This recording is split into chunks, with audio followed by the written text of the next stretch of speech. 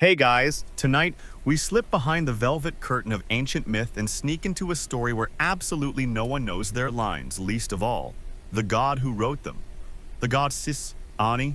You're standing under the moonlight in a crowded Athenian plaza, sticky with the smell of crushed grapes and warm olives. A crooked wooden stage groans under too many sandals. Masks are swapped, lines are missed, and in the center of it all is a very tipsy Dionysus robe half-tied, cup in hand, declaring himself the patron of performance while forgetting which play they're even rehearsing. You, unlucky soul, are in his class. So, before you get comfortable, take a moment to like the video and subscribe, but only if you genuinely enjoy what I do here. And hey, drop your location and local time in the comments. It's always fun seeing who's falling asleep where. Now, dim the lights, maybe turn on a fan for that soft background hum, and let's ease into tonight's journey together. You trudge toward the make-do stage Dionysus has erected in the middle of the agora. Not exactly Broadway, more like grape-stained chaos, propped up by optimism and broken amphoroi. The god of wine has returned to Athens after a suspicious absence and declared he will teach mortals the true power of theater. Problem is, he forgot the curriculum, and the props, and most of his clothes. The first thing you notice, the masks, dozens of them hang from pegs, grinning and frowning in exaggerated, vaguely unsettling ways. They're made of linen and plaster, stiff with age and scented faintly of mildew and goat. One of them winks at you, or maybe that's the wine fumes talking. Dionysus slurs a greeting from center stage, one foot on a barrel, his other foot very much not wearing a sandal. He points to you. You look tragic.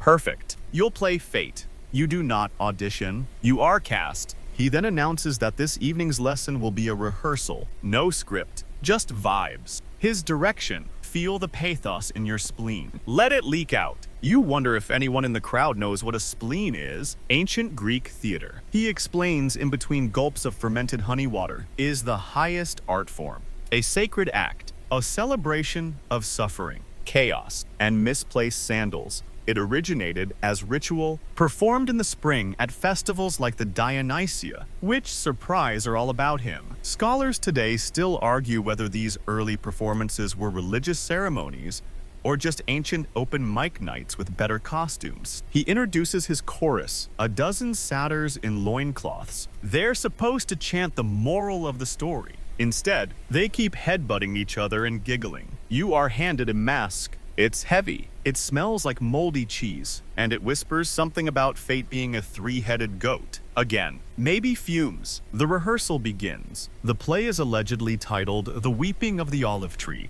There is no olive tree on stage. The plot, from what you can tell, involves a widow, a war hero, and a demigod with lactose intolerance. Dionysus insists it's deeply metaphorical. Your first line, you check your scroll, it's blank. Dionysus shrugs. Make something up. He says, just, be tragic. So you do. You fall to your knees and lament the fall of Troy, or possibly the loss of your lunch. A goat bleats in agreement. A satyr applauds with one hoof. Dionysus sobs dramatically and claps. You're getting the hang of it. A quick history drop. The real Dionysia Festival was a multi-day marathon of performances. Competitions were held. Judges scored plays. Winners were crowned with ivy wreaths. Plays by Sophocles, Euripides, and Aeschylus were born here. But back in your current mythic chaos, none of those playwrights have arrived yet. It's just Dionysus in a dream, and a donkey wearing a cape. Suddenly, someone yells from the crowd, "Where's the comedy?" Dionysus frowns. He reaches into a basket and pulls out a wig. Fine. Act 2 will be a comedy. You don the wig. You are now a cucumber merchant who accidentally married a nymph. Dionysus is your long-lost twin, and also the mayor. This is apparently hilarious. Fringe fact. Some historians believe that early comedies were just drunken add-ons to the tragic contest performed by the same actors who, hours earlier, were weeping about murdered siblings. Theater was exhausting, like group therapy. But with worse shoes, someone falls through the stage. Dionysus declares this a metaphor for hubris. At one point, the chorus chants something in unison that sounds suspiciously like a nursery rhyme. You realize none of them can read. Dionysus beams. It's called improvisation. He says, "Pure genius." You lose your place. You whisper to the goat next to you for help. The goat chews your scroll. The lesson ends when a Dionysus trips over a discarded mask and knocks over a wine barrel, which leaks theatrically into the orchestra pit. The audience claps, or possibly groans. It's hard to tell the difference. He bows anyway. "You see," he says, arms wide, "this is the magic of theater. Nothing planned, nothing perfect. Just truth, and a little fermentation. Somewhere behind the stage, a satyr bursts into tears because he forgot his solo. As the sun sets over the Athenian skyline, warm and drowsy on your skin, you begin to understand the true lesson. Theater isn't about perfection, it's about presence. Dionysus isn't here to make playwrights. He's here to make chaos beautiful, and chaos, apparently, smells like old wine and goat hair. You're still wearing the cucumber wig when Dionysus calls for a break. His toga is now tied around his head like a victory sash, and he's declared that the next act will be a retelling of his birth story because, in his words, the audience deserves context, and I deserve applause. You shuffle backstage, if you can even call it that. It's mostly a shady fig tree and a few overturned baskets. You sit, catch your breath, and try to process what just happened. One satyr is doing lunges, another is painting grapes on a mask. None of them seem concerned that the god of theater is winging it harder than a broken lyre. Then, Dionysus stumbles into the center again, arms raised. "Let me tell you how I was born," he announces, because no one else will do it justice. You lean in. Everyone does, because honestly, his birth story is weirder than most endings. Dionysus begins with his mother Semele, a mortal woman who made the mistake of falling in love with Zeus. Classic error. Historians still debate whether Semele was a willing participant or a pawn in a divine soap opera. But what's certain is that she asked Zeus to show himself in his true form, which, for a god, meant lightning bolts and raw cosmic fire. She did not survive the experience, fried like a festival kebab. Dionysus mutters, swirling his wine, but twist. Zeus didn't let the unborn baby go to waste. He did what any normal god would do in a crisis. He sewed the fetus into his own thigh. Your brain stutters at that sentence. Yes, his thigh. For several months, baby Dionysus gestated in Zeus's leg like some mythological fanny pack. The ancient world had no ultrasound, but it did have divine anatomy, defying all laws of biology. Eventually, Zeus popped him out not with fanfare, but reportedly with a sound like a thunderclap and a lot of confused bystanders. You wince. You can't not wince. Fringe scholars, by the way, argue whether the thigh was metaphorical. Some say it was the groin. Others just avoid the topic entirely and change subjects to pottery. Dionysus, now pacing dramatically, recounts how after his unconventional arrival, he was handed off to various caretakers, nymphs, satyrs, a few confused mountain goats, one particularly fond vine. He was raised in secret, hidden from Hera, Zeus's wife, who had a reputation for vengeance that made Medusa look like a librarian. To protect the boy, Zeus dropped him off with the Hyades, rain nymphs, who raised him on honey, riddles, and a lot of hiding under leaves whenever thunder rumbled. Goat milk builds character, Dionysus slurs, and trauma. Mostly trauma. You glance at the satyrs, who are now reenacting a dramatic thunderstorm using nothing but hand gestures and stomping feet. One of them gets stuck in a fig tree. As Dionysus tells it, he wasn't just raised, he survived his childhood. He was sent to far-off lands, disguised as a mortal, and forced to discover his divinity the hard way. Some say he wandered through Egypt. Others claim he visited India, spreading the knowledge of wine like some fermented missionary. There's even a version where he teaches tigers to dance. Historians still argue whether these tales were symbolic journeys of self-discovery or just really bad ancient travel brochures. You wonder what kind of travel insurance covers tiger dance accidents. Eventually, Dionysus earned his divine title, not by blood, but by vibe. He became the god of wine, madness, fertility, and of course, performance. Because nothing screams Greek theater like existential dread paired with grape juice. And that, he finishes, is why I know what I'm doing. Because I was literally born from drama. You try to applaud, but your mask slips sideways, giving you a second nose. The god spins, gestures grandly, eyes, and says, "Now, let's dramatize my origin story. But this time, make it jazzy." No one knows what jazz is. Someone grabs a tambourine. A goat bleats in B minor. Dionysus winks at you. You're playing Zeus's thigh. You pause. I'm what? He nods solemnly. The womb of thunder. Trust the role. You lie down in the center of the stage, draped in a shiny bronze curtain, and do your best impression of a divine muscle. Dionysus curls up beneath the cloth, and when the cue is given a loudly whispered, "Now," he bursts forth in a spray of flower petals and wine corks. The audience gasps, or sneezes, hard to tell. A satyr yells, "He's free," and the chorus bursts into a celebratory jig. The goat gets spooked and charges the olive cart. Somehow, it's perfect theater. The audience, which now includes 3 confused philosophers and a street vendor selling oysters, breaks into applause. One old woman yells, "Best thigh work I've ever seen." Dionysus takes a bow. You lie there, covered in petals, wondering if anyone else in history has played a metaphysical thigh with such conviction. A fun fact drifts across your mind. As you lie on stage, ancient Greeks believed that acting was dangerous, that channeling another identity, especially in a mask, could invite madness, that the theater wasn't just art, it was ritual. The boundary between performer and god, human and myth, reality and illusion, paper thin. And tonight, you're dancing on it, in a costume made of curtain ties. Dionysus raises his cup one last time, and that, mortals, is Act 1. We bleed, we birth, we bewilder. Tomorrow, we tackle tragedy or taxes. Haven't decided. The crowd cheers. The satyrs fall over. You close your eyes and let the chaos fade into the warm Athenian night. You've survived your first full scene in the theater.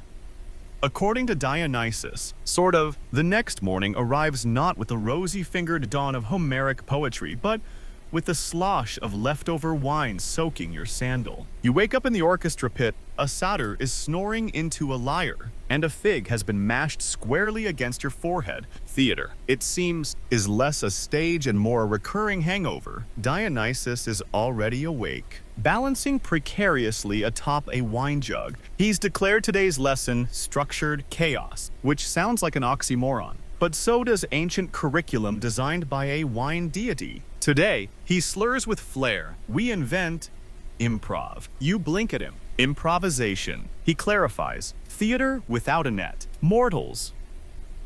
Pretending to be gods, pretending to be mortals. It's revolutionary. It's divine. It's absolutely unprintable. You're not sure what your role is yet, but you're handed a basket and told to look like longing. You decide to stare wistfully at a plum. A new character joins the rehearsal, a scribe named Philo, whose job is to transcribe the great teachings of Dionysus. He arrives with a stack of wax tablets and leaves 2 hours later, covered in doodles of satyrs kissing grapes. No one, he mutters, speaks in coherent sentences anymore. To Dionysus, that's the point. He gestures broadly. Do you think the muses sit around drafting scripts? No. They whisper nonsense into mortal ears and let inspiration do the rest. The satyrs nod as if this explains why one of them is currently reciting his lines in reverse while standing on a barrel. You're about to object when Dionysus pulls you aside. You, he says, have presence, have spleen. You're going to lead to this scene.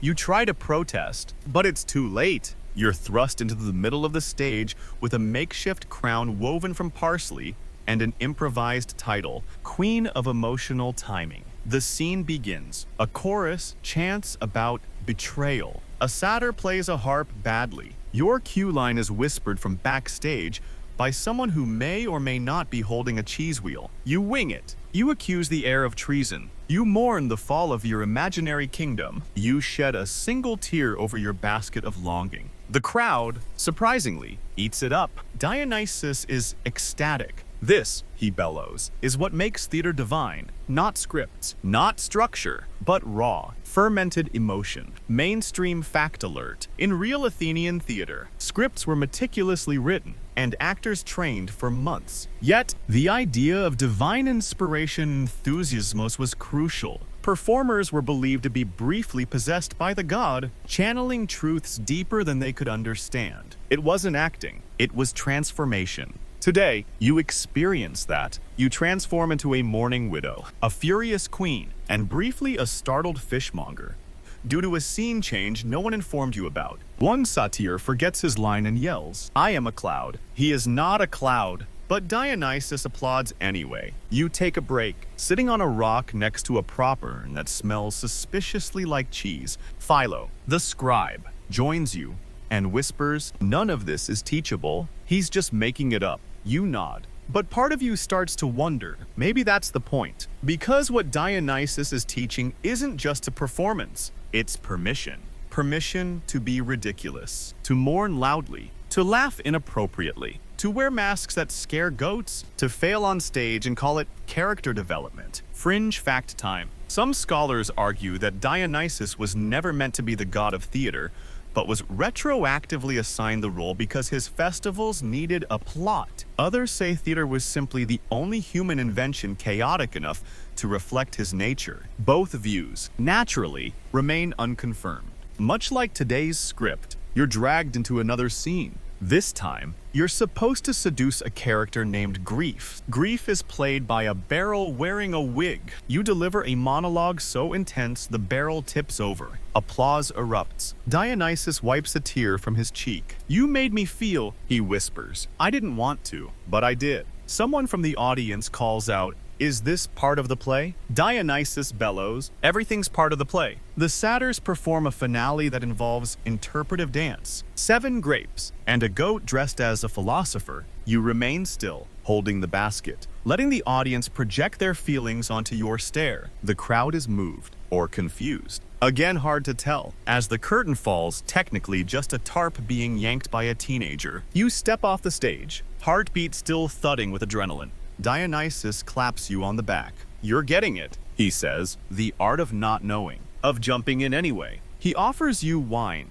You decline. Very method. He nods approvingly. The restraint of sorrow. Behind you, a satyr trips over the goat. That evening, as the sun slips behind Athens, and the city exhales its heat into a lavender dusk, you reflect on what just happened. You didn't memorize lines. You didn't even have lines. But somehow, you performed. You walked the razor's edge between farce and truth. You forgot the script and found something stranger, something more honest in the gaps. And Dionysus, he's already planning the next scene. He says it involves masks, betrayal, and a singing fig. You nod. You'll be there. Because the theater of Dionysus doesn't need scripts, it needs you. The next day begins with a scream. Not yours. Thankfully, one of the satyrs has stepped on a thorn and insists he can no longer emote through pain. Dionysus, still wrapped in ivy like a sentient fruit basket, declares the wound symbolic. Today's lesson, he says, not looking up from a jug, is about offense. The raw, exposed nerve of theater. You sit up on your makeshift cot, a stack of old cloaks and one sandal, someone stuffed with figs. Your muscles ache. Your throat's sore from too many improvised laments, and your mask smells increasingly like old yogurt. Still, you trudge toward the stage. Today's rehearsal is not a new play. It's a moment, a confrontation. Dionysus wants to push limits, so he invites a mortal actor from outside the troupe, an aspiring tragedian named Menexenos. This man, unlike the rest of you, takes himself very seriously. He arrives wearing a pristine chiton, his hair freshly oiled, and a scroll under one arm like he's expecting a royal audition. You already don't trust him. Menexenos steps on stage and immediately starts correcting everyone. That line should be iambic. You're a foot short. He adjusts a satyr's pose. He tells you to stand with more nobility. You clench your fig basket tightly. Dionysus watches, amused. "Let him go," he whispers. Let the scene unfold. You begin. It's meant to be a short confrontation. Queen versus stranger. A classic. But Menexenos rewrites his lines mid-scene. He starts monologuing, loudly, about his suffering soul and the cowardice of half-baked tragedy. The audience shifts. The satyrs fall silent. Even the goat looks offended. You try to respond with dignity, but he cuts you off. Again, Dionysus, sipping lazily from his goblet, suddenly narrows his eyes. He rises. This, he announces, is not tragedy. This is theft. This is arrogance wrapped in costume. Menexeno scoffs. You wouldn't know real tragedy if Oedipus explained it to you. That does it. The god flicks a finger. Vines erupt from the ground like a storm of green snakes. They coil around Menexenos' sandals, his scroll, his precious hair. He stumbles. The scroll flies into the crowd. The vines don't harm him, but they lift him bodily off the stage and deposit him gently but unceremoniously into a puddle of fermented olives. Everyone gasps. Someone applauds. Dionysus steps center stage. Theater, he says, is not domination. It is invitation. You're still gripping your basket. Let's try that again, he says, but this time with feeling. You do? You repeat the scene with a satyr in Menexenos' place. He listens. He reacts. He mispronounces every other word. But somehow it works. You feel the rhythm return. The flow. The vulnerability. Dionysus nods. Offense. He explains afterward. Has a role, but when it stifles connection, it's just noise. Mainstream fact. Greek theater was filled with offense. Satyr plays mocked the powerful, comedies dragged politicians, tragedies aired every conceivable family dysfunction. But there was a moral core beneath the absurdity. The Greeks called it catharsis, emotional purging, fringe tidbit. Some ancient records suggest that actors who overstepped were punished not by critics, but by being locked out of future festivals, the ultimate insult. Being uninvited from the chaos. That evening, the actors gather under a fig tree, masks off. For the first time, it's strange seeing everyone's faces. They're younger than you thought, or older, or just human. You sit beside Dionysus, who is humming something tuneless. Do you think he'll come back? You ask, meaning Menexenos. The god shrugs. The stage is open. The script's unwritten. Redemption's always one scene away. You consider that. Later, while everyone else dozes or sings off-key lullabies, you sneak back to the empty stage. You stand center, alone, and try your lines again. No basket, no mask, just your voice. You speak softly into the night. This crown I wear is woven not of gold, but thorns of doubt, of stories never told. A pause. A breeze moves through the fig leaves. A mask, forgotten on a peg, seems to smile differently now. You're not sure if anyone hears you, but somehow, it feels like someone does. You wake to the sound of someone banging two lyres together. It's not music. It's not even rhythm. It's just noise, and it's coming from Dionysus, who is parading barefoot across the stage, draped in leopard print and shouting. Today, we redefine genre. You roll over and pretend to sleep. It doesn't work. Tragedy, comedy, he hollers. Why choose? Theater should be both a stew of laughter and grief stirred by madness. We begin now. You're handed a mask with one half smiling and the other sobbing. It's unnerving. The paint is still wet. A satyr ties a scarf around his waist and declares himself the messenger of mixed emotions. Another one wears a pot as a helmet. He insists it's symbolic of inner tension. You've stopped asking questions. The play Dionysus has written for today, or more accurately, invented 10 seconds ago, is called The Onion of Destiny. You are playing the onion. I want tears. Dionysus yells, and also laughter. Preferably at the same time. It begins with a monologue. A woman mourns the loss of her husband. The chorus wails in harmony. But just as the audience begins to settle into the rhythm of grief, a satyr trips over the urn and accidentally flings it into the orchestra pit. Laughter erupts. You're not sure if it's scripted. Dionysus claps. Yes, that's it. Tragomedy. The sweet stench of Dionysian chaos. He's not wrong. There's something strangely powerful about the abrupt switch from sorrow to absurdity. You feel your body whiplash between gasping and giggling. It's cathartic, dizzying, kind of like spinning on a wine barrel while reciting funeral rites. Mainstream historical fact. The Greeks categorized drama into tragedy, comedy, and satyr plays, but often these boundaries blurred. Aristophanes, the famous comic playwright, filled his works with social critique, serious political themes, and even heartfelt laments. Scholars still debate whether some comedies were miscategorized tragedies and vice versa. Fringe tidbit. There's a theory that one lost genre, called flyakes, existed purely to mix the sacred with the profane. These were lowbrow, messy, hilarious performances that took myths and turned them into farcical parodies. Think divine characters doing slapstick while discussing ethics. A nightmare for philosophers. Back on stage, you're now peeling yourself dramatically layer by layer like the onion of destiny. Each layer represents a loss of innocence, of home, of lunch. The audience is crying. A moment later, the pot helmet satyr farts loudly and declares, "My soul escapes." Everyone laughs again. You wipe away a tear. You're not sure what kind it is. Dionysus beams like a proud substitute teacher who just discovered group therapy. Theater is life, he says. We laugh, we weep, we spill wine. Sometimes all at once. You take a bow, unpeeling the last layer. Underneath your mask, you feel bare, raw, even, and yet oddly whole. After rehearsal, you ask Dionysus, what makes something tragic? He stops, tilts his head. When you see yourself in it, he says. And comedy, when you see your neighbor in it and they fall into a well. He chuckles. You do too. That evening, a makeshift amphitheater is built out of crates and overturned baskets. A mini performance is staged for wandering Athenians, curious goats, and one olive vendor who doesn't know what she's stumbled into. The show goes well. People laugh at the wrong parts, cry at the sillier ones. One man tries to propose marriage to the chorus, and afterward, someone tells you, "I didn't expect to feel that much. I thought it was just nonsense." You nod. Same.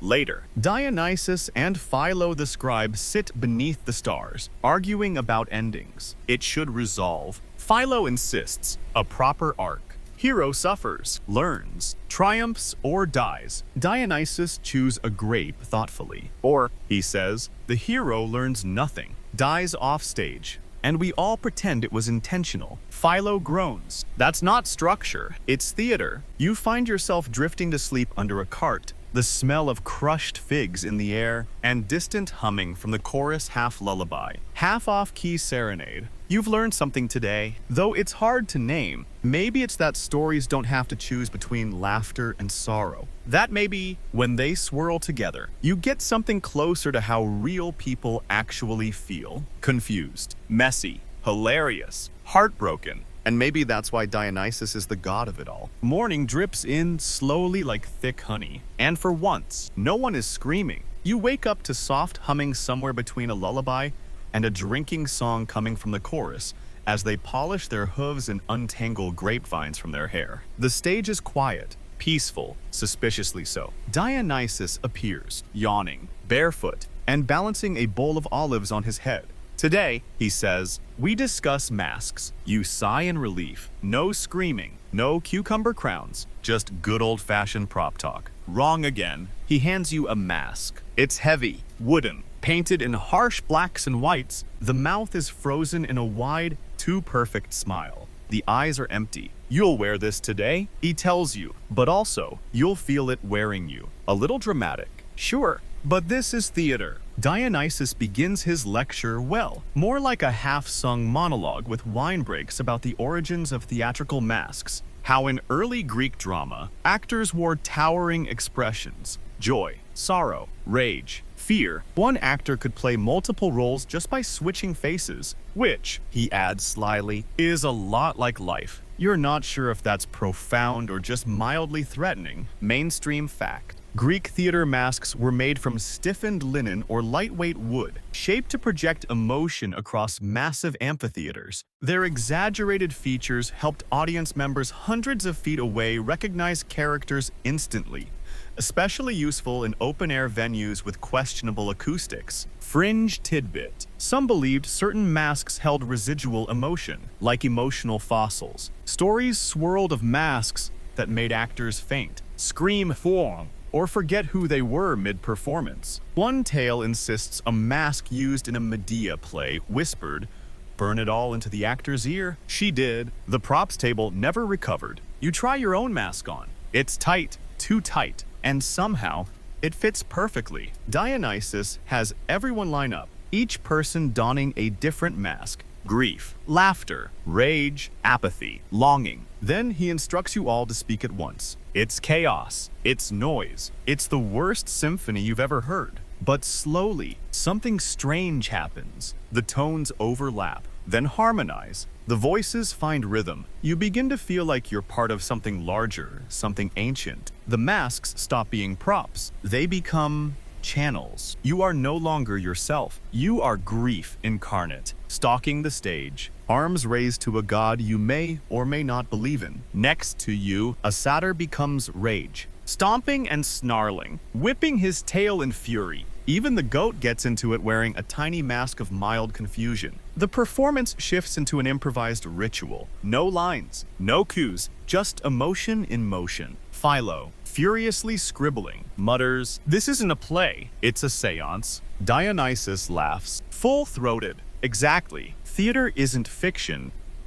It's possession. You're not sure if he means metaphorically or if he's just high on fig fumes. But deep down, you start to believe it. That masks are more than disguises. They're doors. And tonight, you walk through one. The rehearsal ends. Everyone slowly removes their masks, as if waking from a dream. Your own face feels strange, smaller somehow, vulnerable. Did I do it right? You ask. Dionysus looks at you with something almost sober in his eyes. You disappeared, he says, which means you arrived. You sit with that for a while. Later, the masks are hung on pegs under torchlight. One of them shifts slightly in the breeze. No one touches it. No one wants to. You can still feel the echo of your grief mask behind your eyes. You think of your own life of masks you've worn that no one ever saw. The one you put on at family dinners. The one for polite conversation. The one for hiding disappointment. Maybe, in some way, we're all performers, waiting for someone to shout, "Scene."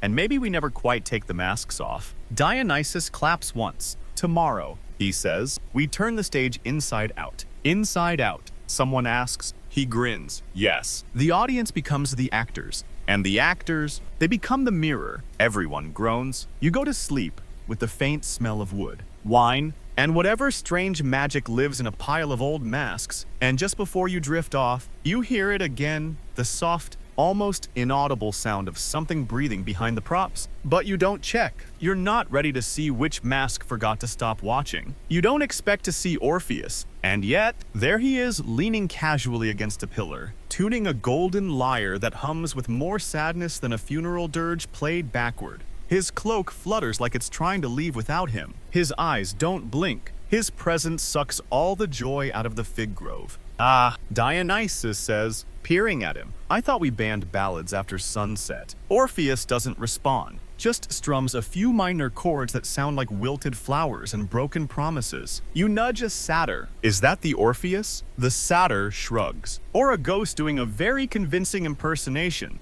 Dionysus sighs. He shows up every few centuries, won't audition, won't leave, just sings about that wife of his. And indeed, Orpheus begins playing. No announcement, no warm-up. Just a song that drips grief into the air like spilled ink. It's about Eurydice, of course it is, and how he lost her by looking back. A single glance undoing all his pain-wrought progress. Every note is a whispered apology. Every pause is heavier than silence. Your throat tightens. The chorus sits spellbound. No masks, no movement, no jokes. Even Dionysus seems smaller. Mainstream historical fact. Orpheus was a legendary musician believed to charm beasts, trees, even the stones beneath his feet. His music was said to transcend the mortal world so powerful, it convinced Hades himself to bend the rules of death. But his fatal mistake, doubting. Looking back, fringe tidbit. Some say Orpheus didn't lose Eurydice accidentally, but chose to look back, not because he doubted, but because he knew he'd rather lose her than return to the living world without grief, that it was a poetic exit, a way to own the tragedy. Dionysus claps once at the end of the song, slow, ironic, lovely. He says, but that's not theater, that's Therapy with strings. Orpheus finally speaks. His voice is like old marble, smooth, cold, cracked. Your stage is hollow, he says. Your masks lie. My pain is real. Dionysus raises an eyebrow. Theater isn't supposed to be real. It's supposed to make real feel manageable. They stare at each other for a long time.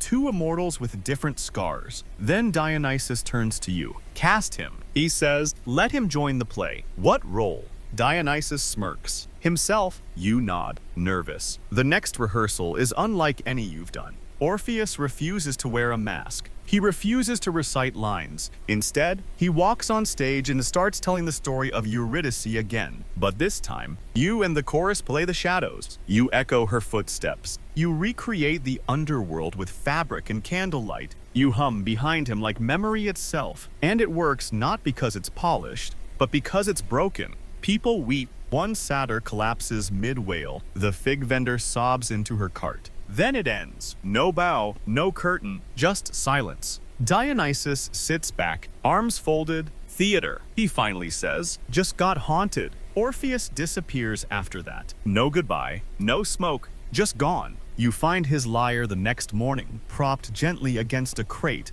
You try to pluck a note, but it doesn't respond. It only plays for ghosts. Later, Philo scribbles furiously. How do we explain what that was? You glance at the stage. Maybe we don't. Mainstream scholars still wrestle with Orpheus. Was he a god? A prophet? A myth wrapped in poetic longing? They agree on this much. He changed the rules, brought music into myth, grief into structure. And maybe, for one night, grief was the structure. Dionysus pours you wine. It's not always about laughter, he murmurs. Sometimes, the story needs a crack to slip through. You raise your cup. For Orpheus, for Eurydice, for anyone who ever forgot their lines and cried anyway. The night falls soft. No singing, just the quiet echo of a lyre that once told the saddest story you've ever heard, and maybe still does. You come to rehearsal expecting another ghost. Instead, you get a goat. Not metaphorically, not some divine symbol wrapped in cryptic metaphor, just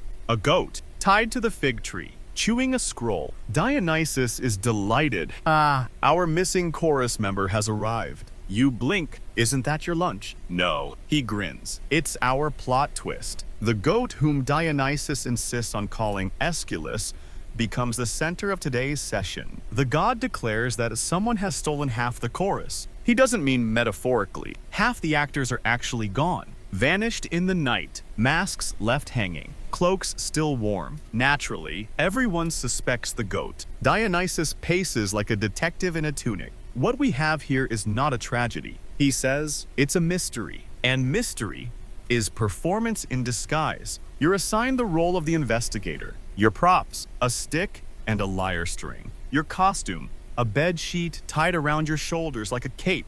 You ask what your motivation is. Suspicion, says Dionysus, and a vague dislike of cheese. You go with it. The rest of the troupe, reduced to a ragtag collection of half-awake satyrs and one fig vendor who got drafted mid-market, takes turns playing possible suspects. The goat, meanwhile, continues to eat the script. You suspect this is intentional. The play becomes a comedic whodunit. Every accusation is shouted in verse. Every defense is an interpretive dance. You interrogate a mask wearing another mask. One satyr accuses himself twice, and then the goat sneezes and out falls a small, crumpled scroll with part of the missing chorus's script scribbled on it. Gasps ripple through the audience, even though most of them are actually just confused passers-by. Fringe fact: the word tragedy in ancient Greek tragoedia literally means goat song. Historians still argue why. Some think it refers to goats given as prizes at festivals. Others believe goats were sacrificed as part of early performance rituals. Still others wonder if the actors wore goat skins during early rites to Dionysus, blurring the line between beast and bard. Dionysus insists it's because goats understand pain. The goat snorts at this, loudly. Fine. Dionysus says, you're not the villain, you're the hero. So the goat is crowned the new chorus leader. You choreograph a group number around him: 3 satyrs, a fig vendor, and a very off-key flute. The number is called The Lament of the Misplaced Sandal. You perform it under torchlight. Somehow, it brings the house down. Mainstream theater fact. The Greek chorus traditionally served as the moral compass of the play, commenting on the action, guiding the audience's emotions, and often warning the protagonists. In many cases, the chorus was more powerful than the lead. It was the conscience of the stage. Tonight, your conscience has 4 legs and choose everything. After the performance, the missing chorus returns. Turns out, they'd gotten lost looking for a public latrine and ended up joining a procession for Demeter. One of them has flowers in their beard. Another has become vegetarian for spiritual reasons. Dionysus is unfazed. Perfect, he says. Now we stage a reunion. He rewrites the last act in real time. The goat, once accused, is now a misunderstood prophet. The chorus returns, humbled and musical. You reprise your investigator role with a long soliloquy about forgiveness and lactose intolerance. The fig vendor gets a standing ovation. Philo, the scribe, leans over and whispers, "This isn't a play, it's performance therapy with livestock." You nod. And yet, it works. Later that night, the masks are cleaned and hung. The goat is curled up near the wine barrels, snoring. You lie on your back, staring at the stars, still half in character. You think about how sometimes the missing chorus doesn't need to be found. Sometimes they just need to be replaced with a goat wearing a wreath. And sometimes that's better theater. You can smell the vinegar of olives before you hear the grumbling. A new audience has arrived. Dionysus, bright-eyed and already buzzed on something fermented, pulls you aside. "Critics," he whispers, "real ones this time. No masks, no mercy." You peer past the fig carts to see them. A cluster of stone-faced Athenians elders in stiff robes, arms crossed, each more unimpressed than the last. Among them, one ex-playwright turned tax collector, a philosopher who once reviewed a pottery exhibit, and a man who claims to have personally known Sophocles. He didn't. This is your test. Opening night has arrived. Dionysus paces the dusty backstage like a director with an impending ulcer. "We'll perform the redemption of the goat," he declares. "It's our tightest piece." A satyr burps in response. Someone's lost their sandals again, and Philo, the ever-frantic scribe, is desperately trying to pull the revised script out of the goat's mouth. You're handed your mask. You're playing regret. Again, the audience settles. Dionysus appears center stage in full god mode, ivy crown, golden goblet, dramatic shadow. "Welcome," he announces. "Tonight, we ask, what if the villain was actually delicious?" The critics blink. One begins taking notes. The show begins. You enter with a tragic flourish, trailing a cloak that used to be someone's tablecloth. These satyrs follow, chanting a new chorus.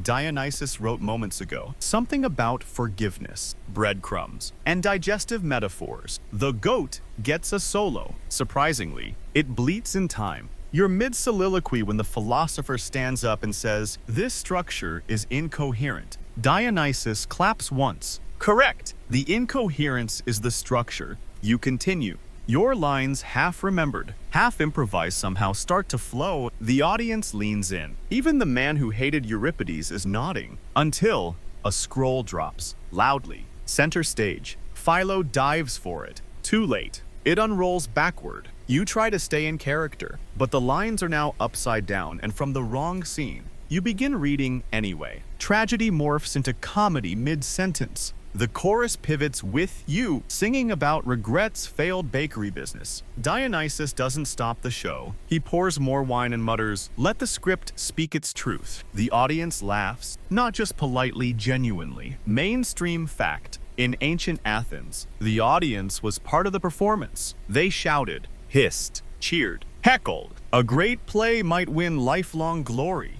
A failure could be booed off stage literally. Fringe detail. Some playwrights planted applauders in the crowd to sway the response. Others bribed wine vendors to pass out samples during emotional moments. One record claims a chorus once bribed a goat to faint for dramatic effect. The goat survived. Tonight, you don't need bribes. The chaos itself is working. The mistaken lines feel intentional. The mask of regret is crying and laughing. Even the goat nails its exit cue. Then something strange happens. The philosopher stands again. You brace for critique. But he says, it's flawed. but it feels like life. Dionysus bows deeply, and isn't life one long? Mistaken performance. Applause follows, not thunderous, but honest. The crowd begins murmuring. One critic mutters, "It shouldn't have worked." Another replies, "But it did." After the show, Dionysus gathers the cast. "We survived," he says. "No, you," correct him,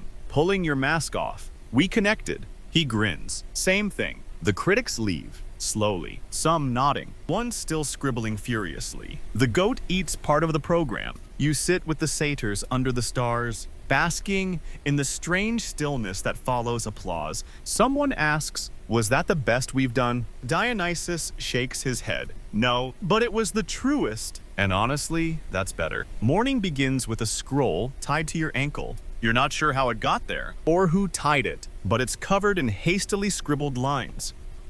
Your lines for today's performance. The title, "The Tragedy of the Upside-Down Scroll." Dionysus is nowhere to be seen. A satyr with stage fright announces he said something about visiting a wine oracle and left. So naturally, today's rehearsal proceeds without a director, a plot, or any clear understanding of what's supposed to happen, which is how you end up reading your script backwards. Literally, the scroll was written right to left. At first, you assume it's a mistake. Then you notice the stage directions are in rhyme. Then you realize the chorus is reciting their lines in palindromes. One satyr is chanting "Madam, in Eden, I'm Adam," with unnerving commitment. The play begins. You open with a monologue about destiny unraveling. But the scroll is reversed. So instead of mourning your fate, you accidentally confess to inventing it. The audience seems intrigued. This tragedy, you say, is a comedy performed inside out. A fig hits the stage,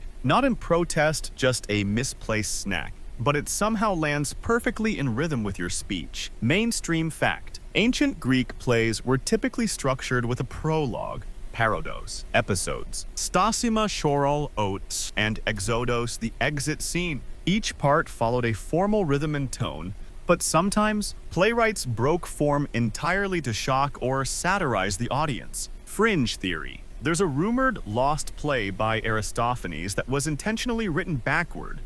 Characters entered weeping and exited laughing, reversing all conventions. No physical record exists, but one 4th century vase shows actors wearing masks on the back of their heads. Coincidence. Back on stage, your backward tragedy spirals. In one scene, you die before you're born. In another, you marry the chorus. A satyr performs a funeral song in reverse syllables and ends up sounding like a drunk seagull. The audience, however, is riveted, not because they understand it, but because they don't. Confusion, it turns out, is powerful. Philo mutters from the sidelines. This isn't drama.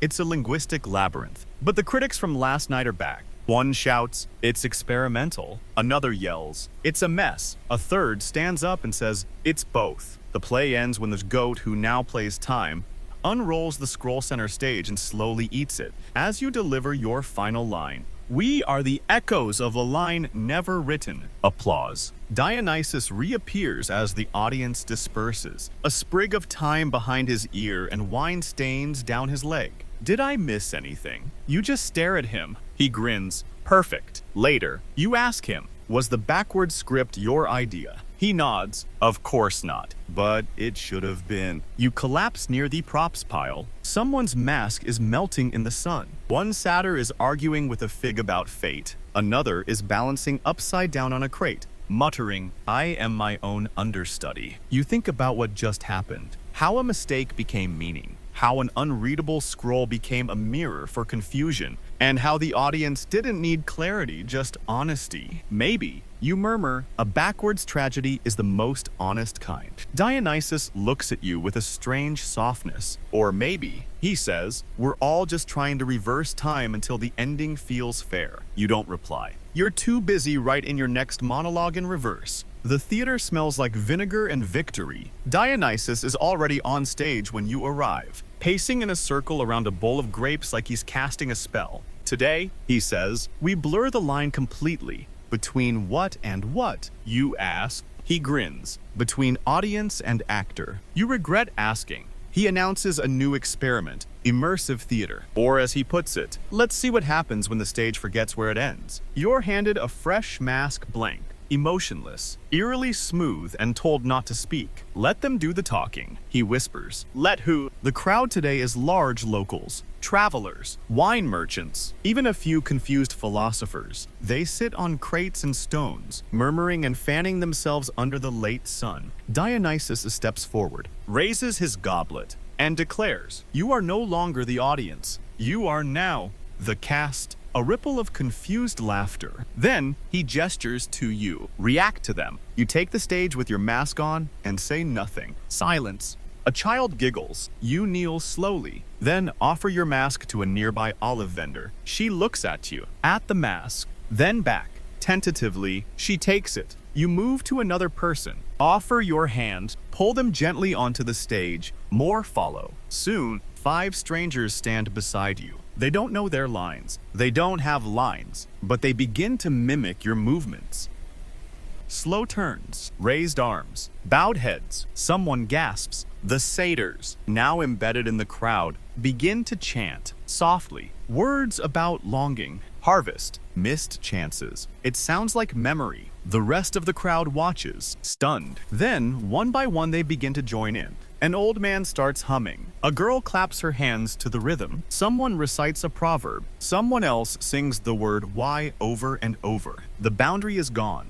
This is no longer a play. It's a ritual. Mainstream fact. In some versions of early Dionysian festivals, the audience was more participant than observer. Ritual dancing, shared chanting, and even spontaneous prophecy were not uncommon. The line between theater and sacred rite was thinner than a papyrus reed. Fringe tidbit. One disputed inscription suggests an entire village once joined a performance, refusing to stop acting days after the festival ended. It took a priest to deconsecrate the town square. Back in the present, a young man, clearly never an actor, steps forward and recites something that might be a poem. You don't recognize the words. Neither does he. They just come. Dionysus claps softly. It's working, he murmurs. They've become the story. The maskless actors begin to weep. Not theatrically, not for show, just real tears. The kind that don't need a plot. The goat wanders on stage and is gently wrapped in a ceremonial robe. Everyone claps. Everyone knows this is the ending. You stand in the middle, watching the crowd disperse in soft waves.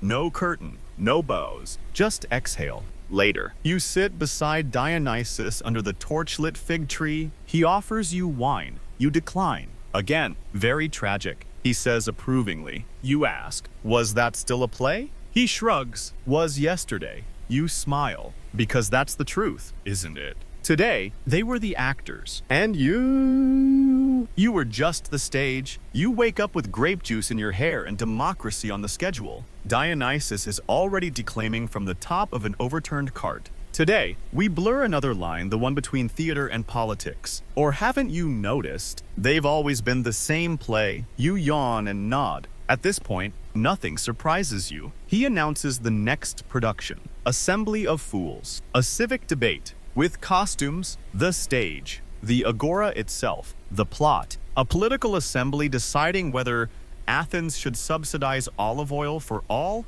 or turn it into a luxury export for the gods. The twist, the audience votes on the ending. You are cast as the people's champion, wearing a robe dyed with onion skins and a helmet shaped like a pomegranate. Your opponent is a satyr named Thraxos, dressed as a wealthy landlord with 6 eyebrows and a suspicious mustache. Philo insists on documenting the event, though he's not sure whether to file it under public discourse or theatrical anarchy. The performance begins with a mock assembly session. The chorus sings a parody of legal language in perfect hexameter, whereas the grapes have spoken and the figs have cast their vote. You deliver your speech half shout, half plea for equitable oil. You mention the farmers, the laborers, the widows who can't afford a drizzle of flavor on their bread. The crowd cheers. Then Thraxos takes the stage. He makes a case for divinity. Why should gods suffer blandness? He bellows, do you want angry Hera? The crowd murmurs. Then someone, an old woman in the second row, throws an olive pit at him. The scene erupts. A full-blown debate breaks out. Not scripted, not planned, just pure Athenian chaos. A philosopher quotes Solon. A fishmonger shouts about taxes. A child declares, "We should bathe in the oil." Dionysus, grinning, fans the flames. Argue, feel, vote with your sandals. Mainstream fact. Athenian democracy was loud, passionate, and deeply theatrical. Citizens shouted their arguments from platforms called bema, cheered, booed, and even voted with stones. Philosophers like Plato worried it was too emotional. Playwrights like Aristophanes mocked it constantly. Fringe tidbit. There's speculation that some assembly votes were influenced by dramatic performances staged days prior.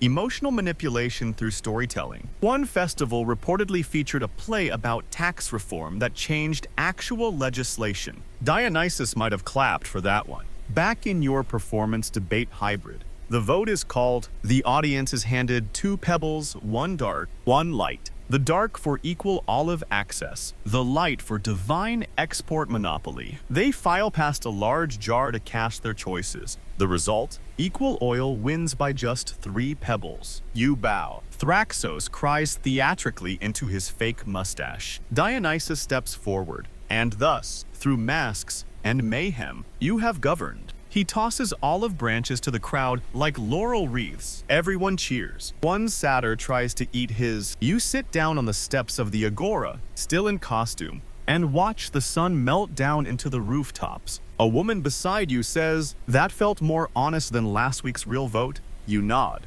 Because it was later. As you peel off your robe, Dionysus joins you with a fig in each hand. Told you, he says. Politics and plays same lies. Better lighting. You laugh. So what's tomorrow? He leans close, eyes glinting. A 3-day festival. No scripts, no sleep, just truth, hidden in wigs and sandals. You sigh. But part of you thrills, because somehow, wearing a fruit helmet and arguing about fake legislation in front of strangers gave you something real, something bigger than applause, maybe even bigger than oil. You don't remember volunteering for a 3-day festival, but here you are barefoot, sleep-deprived, and gently sticky from fig syrup, standing at the edge of a crowd that smells like roasted garlic. Sweat and excitement. The Dionysia festival has begun. It's not a rehearsal anymore. It's a ritual marathon. Dionysus, crowned in fresh ivy, and somehow holding 3 goblets at once, yells over the crowd, for the next 72 hours, everything is a performance. Every word, every accident, every sneeze art. You wonder if that includes your increasingly dramatic yawns. The festival is sprawling. Tents flap along the hillsides. Merchants sell play masks beside sandal polishers. Actors nap in the sun next to goats wearing eyeliner. There are so many grapes. The chorus has doubled in size, half professionals, half enthusiastic bakers who wandered in.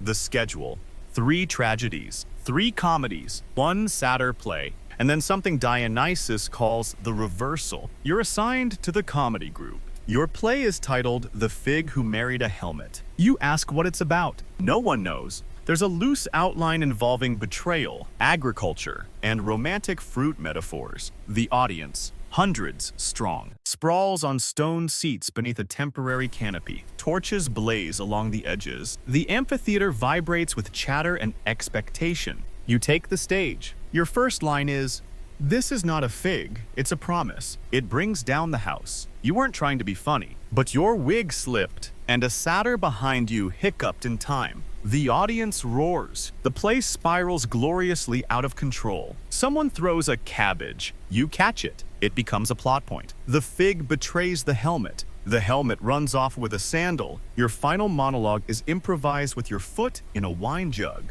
Dionysus screams with joy. This, he bellows, is the soul of theater. Mainstream fact. The city? Dionysia was a real multi-day festival in Athens dedicated to Dionysus, with thousands in attendance. Playwrights competed for prizes, and entire civic identities were built around the event. It was part drama, part religious rite, part party. Fringe tidbit. Some historians believe that portions of the festival were dreamlike and unscripted, specifically the satyr plays, which might have included real intoxication, lewd improvisation, and spontaneous dancing goats. One ancient fragment even references an actor who married a fig. After your comedy, you collapse behind the curtain. You're sweating, hoarse, giddy. A chorus member hands you a date-stuffed olive and says, "Tragedies next. Don't nap too long. You're playing death. Perfect." The tragedy begins after sunset. You wear a robe dyed dark with pomegranate juice. You stand silently behind the grieving queen for 2 hours. You say only one line. Even silence can scream.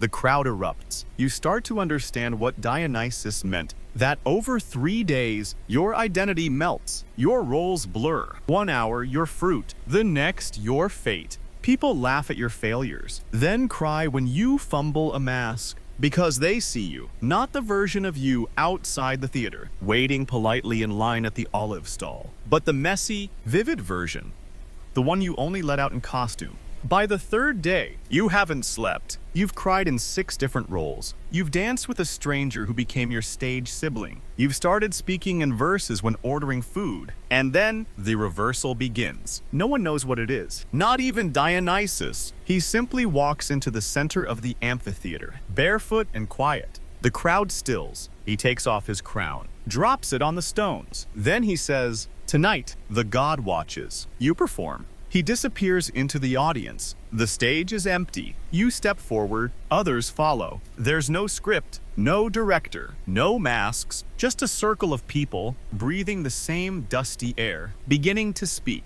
At first, it's nonsense. Then it becomes a confession. Then a story. Then something close to a prayer. Not to a god, but to each other. And when it's done, no one claps. No one needs to. You've forgotten your name. Not in the tragic, "Oh no, who am I?" kind of way, but in the gentle, dreamlike sense that names have become costumes, and yours is somewhere under a heap of fig leaves and discarded prop scrolls. For now, you are just part of the troupe. Dionysus hasn't spoken since the reversal. He sits in the audience now, silently watching. Draped in the same ivy wreath from 3 nights ago, he looks less like a god, more like a tired actor at the end of a long run. Backstage, or what now qualifies as backstage, since the whole city has essentially become one. Whispers pass between performers. The gods are watching, not metaphorically, literally. Rumors say Apollo was spotted near the stage steps, that Artemis disguised herself as a grape vendor, that Hera bought a ticket, rolled her eyes, and left halfway through the satire. Everyone's a little more on edge today. You're performing backstage with the gods. You don't remember auditioning. The premise: the Olympians have become critics, the mortals, actors, the world. A crumbling stage, your role, a mortal playwright desperately trying to impress a divine producer. You're told the entire second act takes place in the rafters of Mount Olympus's green room. The props, clouds on sticks, one lightning bolt made of laundry rope. The chorus, a trio of gossipy nymphs sipping fake nectar and judging everyone's entrances. You take the stage and she's there, not Hera, someone worse. Athena. She sits front row, arms folded, eyes like sharpened marble. You've never felt more mortal in your life. The first scene goes well enough. You stumble through your opening lines, playing the nervous writer trying to pitch a script to Zeus, who is portrayed tonight by a satyr wearing 3 beards for gravitas. The audience laughs, then quiets. Then Athena lifts a hand. You freeze. She says, without smiling, "This feels like borrowed material." Dionysus gasps from the audience. You panic. You ad-lib. You break the 4th wall. You start confessing. You say, "I don't know what the story is anymore. I just know I want to stay on stage." Silence. Then Athena speaks again. That is finally honest. And she vanishes, just like that. A goat faints. A satyr sobs. You stand alone in the spotlight, unsure whether you've been judged, blessed, or canceled by an immortal. Mainstream fact. Greek myth held that the gods walked among mortals in disguise. Festivals were dangerous that way. Act the fool for too long, and you might be doing it in front of the being you're mocking. Offend the wrong deity, and your next gig might be as a swan or a pile of ash. Fringe tidbit. An ancient lost play known only as The Mirror of Olympus was supposedly banned after its first performance because someone in the audience glowed. Eyewitnesses claimed the entire chorus forgot their lines mid-scene and wept for reasons they couldn't explain. After your performance, no one speaks. Then, slowly, the audience begins to clap, but not like before. It's slow, reverent. Like a prayer answered with applause, Dionysus rises and says, softly, the gods critique, but they also remember. You're ushered backstage, heart pounding. Someone wraps you in a shawl. Someone else hands you a slice of honey cake. You sit, breathe. Philo sits beside you, scribbling nothing for once. What do we do next? You ask. He shrugs. Hope the next act isn't judgment. You laugh, not because it's funny, but because it's true. Later that night, Dionysus pours libations onto the stones wine. Honey, a few crushed olives. For the gods, he says, and for the actors they used to be. You lie in the dark with your mask beside you. You don't put it on. You want the gods to see your real face, even if it's tired, smudged with charcoal, and full of questions. Tomorrow is the final act. You're not ready, but you'll go on anyway, because someone is watching, and maybe, just maybe, it's you. You've run out of masks. Literally, the prop shelf is empty. The hooks are bare, and even the goat has wandered off with the last one tied to its horn. Dionysus doesn't seem surprised. It's time, he says softly, to forget the script. He stands in the center of the stage, no crown, no wine, no entourage of tipsy satyrs, just him, barefoot, quiet. You look around. The amphitheater is packed, but hushed. There's a different kind of energy tonight, less like performance, more like pilgrimage. No one's holding olives. No one's chewing. Even the air feels reverent, like the world is holding its breath. Dionysus raises a hand. This is the final act. He says, there is no script, no costumes, only story. He steps back and gestures for you. Your feet move before your thoughts catch up. You climb the steps, heart pounding, palms damp, no mask, no cue. Just the dust of the stage and the steady gaze of hundreds of strangers. And you begin. You don't tell a myth. You don't quote Euripides or reference the glory of old Athens. You tell your own story. You tell them about the first time you froze on stage, the night you forgot your lines and cried behind the curtain, the moment you saw a mask that felt more like you than your own reflection, how theater taught you how to be someone else, and somehow that made you understand who you really were. You speak in slow, uneven lines, not elegant, not polished, but true. You end with this. If I forget the script, maybe that's when I finally start living it. No applause, just stillness. Then Dionysus joins you, places a single vine across your shoulder, says, you have become the play. Mainstream fact. In the final days of Dionysian festivals, the audience often participated in impromptu processions blurring spectator and performer. These parades weren't just civic rituals, they were transformation, a symbolic casting off of the year's griefs, wearing them like masks, and then walking beyond them. Fringe tidbit. One obscure scroll refers to a ritual known as ekphugine, the exit. It describes a performer who, in the last scene, casts away their costume and steps into the crowd, vanishing, not in shame, but in completion. Their story was done. The goat returns during the final chorus. Its mask is now tilted sideways. The crowd laughs, grateful for the moment of levity. Dionysus bows not grandly, just a simple nod. To forget the script, he says, is to find your voice. And then he disappears. No smoke, no thunderclap, just gone. Like he was never here, or always was. The troupe slowly gathers center stage. No lines left, just presence. One by one, you take each other's hands, not to bow, just on to be. A silence settles across the amphitheater, deep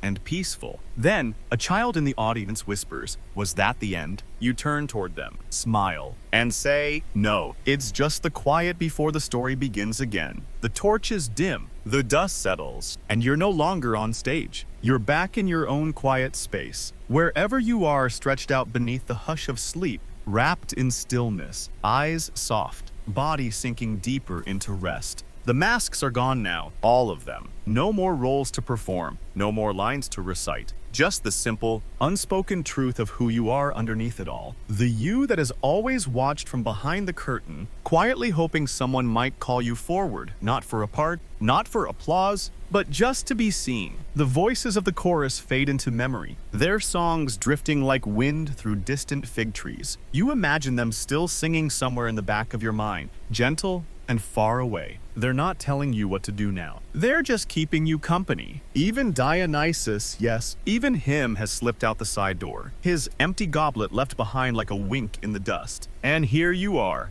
The show is over, but something beautiful lingers, the rhythm of story still pulsing in your chest. The knowledge that, somewhere out there, someone else forgot their lines too. And it was okay. You don't need to know what happens next. For now, you only need to rest, to breathe, to drift, to sleep.